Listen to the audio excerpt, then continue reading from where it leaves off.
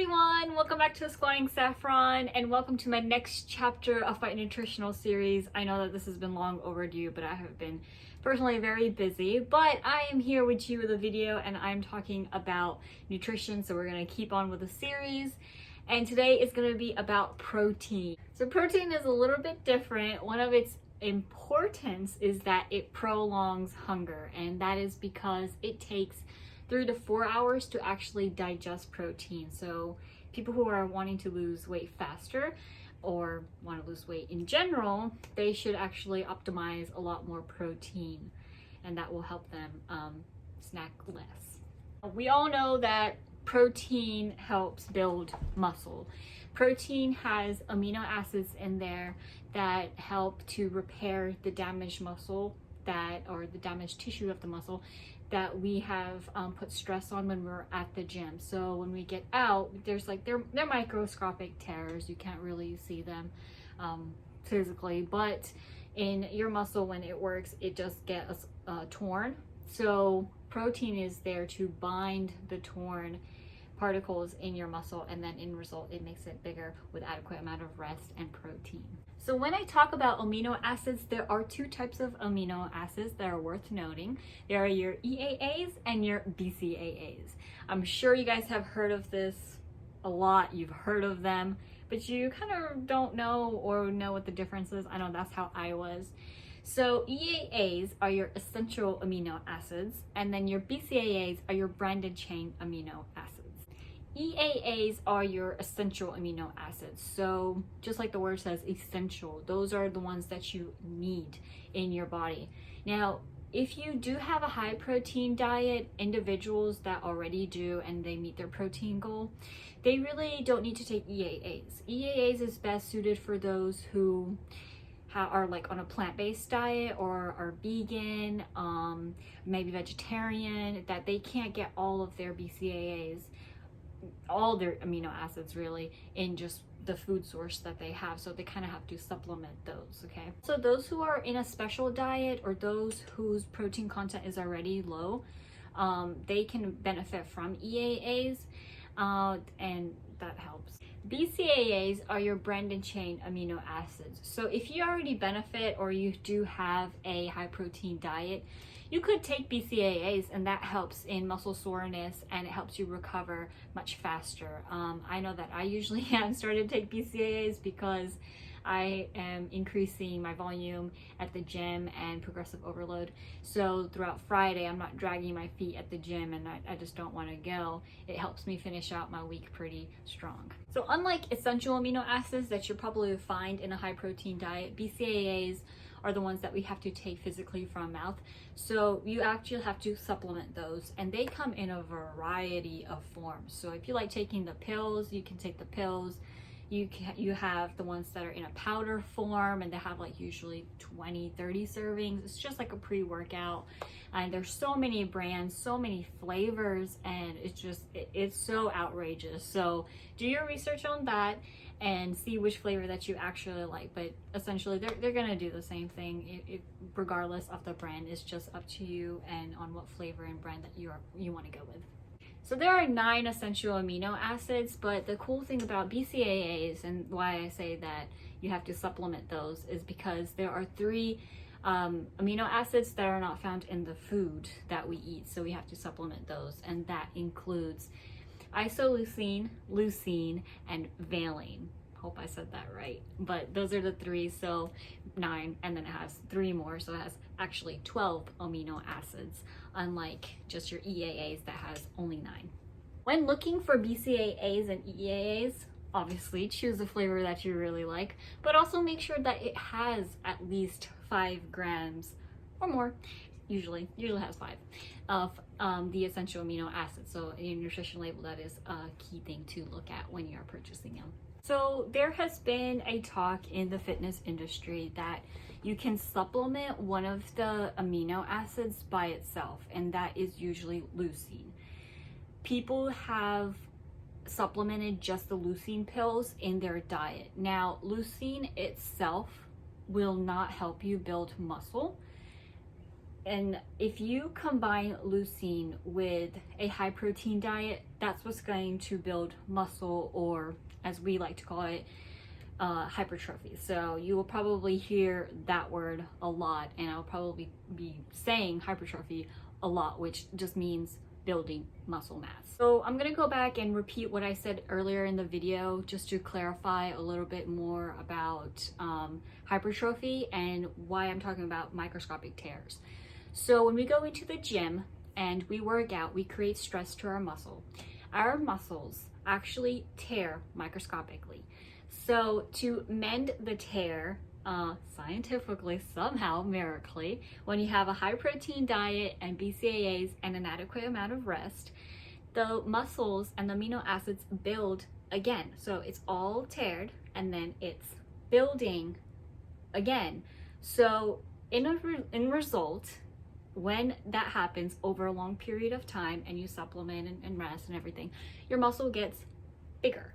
That's how you grow muscle mass. So just like when I told you in my previous videos that make sure you have a piece of paper and a pen and pencil nearby, so that when we go into the formulation and the calculations of creating your own calories and macros and setting it, this information is going to be really useful.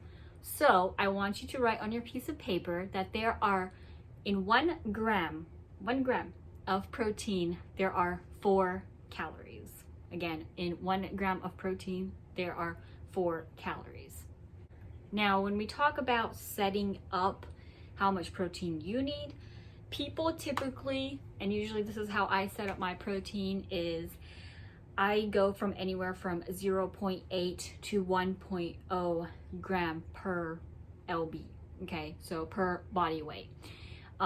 That's typically where I like to set up and how much protein I should have. You could have more, obviously, and there isn't, like, you're not gonna die from it or it's unsafe or anything like that, but just remember that you do have to supplement lots of fiber and water as well, okay?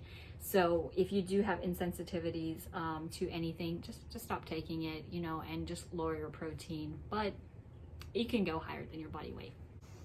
Just like protein is very important for building muscle, it is just as important for those who are going on their weight loss journey.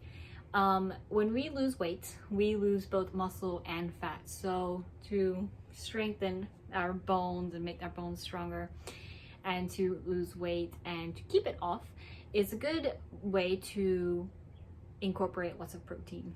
Individuals who are overweight can benefit from a different scale number than the previous one that I told you of 0.8 to 1.0.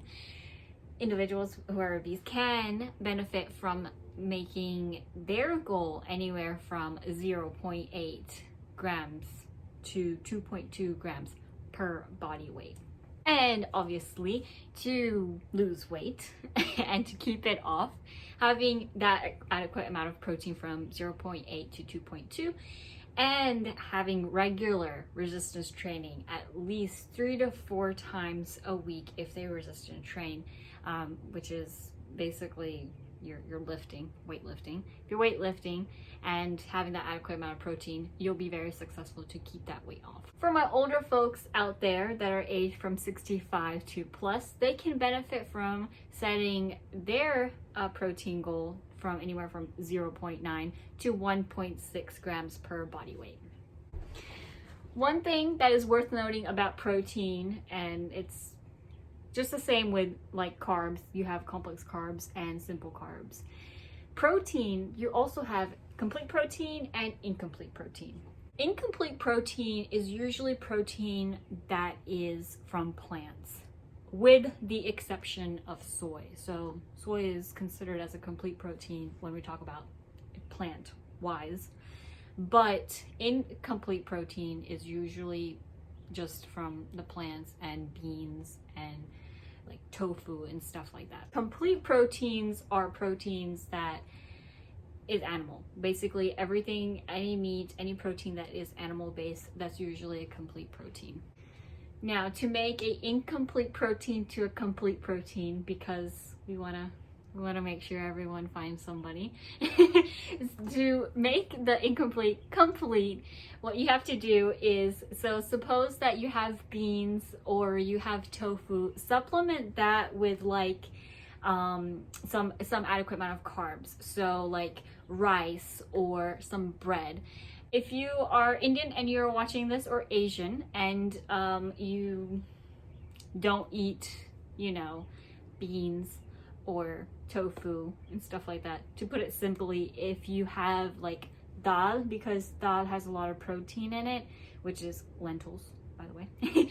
So if you have dal and you combine that with jal, like rice, or roti, it will be complete, okay? And that's what I want you to do. And it won't be detrimental or anything that, oh, I can't have, you know, I can only have just dal and veggies. No, to make that protein complete, you have to incorporate that dal with at least half of a roti or one roti.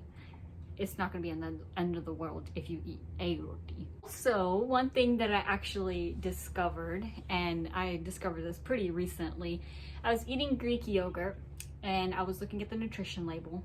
Obviously, I'm looking at all the nutrition labels of every food all the time. But I was looking at the nutrition label, and actually I found out that Greek yogurt has like 14 grams of protein. I'm like, oh! And that's based on their serving size. So like 2/3 of a cup has 14 grams of protein. Just a general information, eggs have 7 grams of protein. And I mean, if you do not like to eat eggs, or you do not eat eggs, try Greek yogurt. Greek yogurt has double the amount of protein from one egg. So check Greek yogurt out. Now I'm going to talk about the timing. Some people are very time specific on when to actually eat their foods. Protein is no exception. That's very understandable.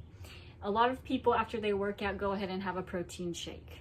Now, it's not the end of the world if you have your protein shake an hour or so after you worked out, okay?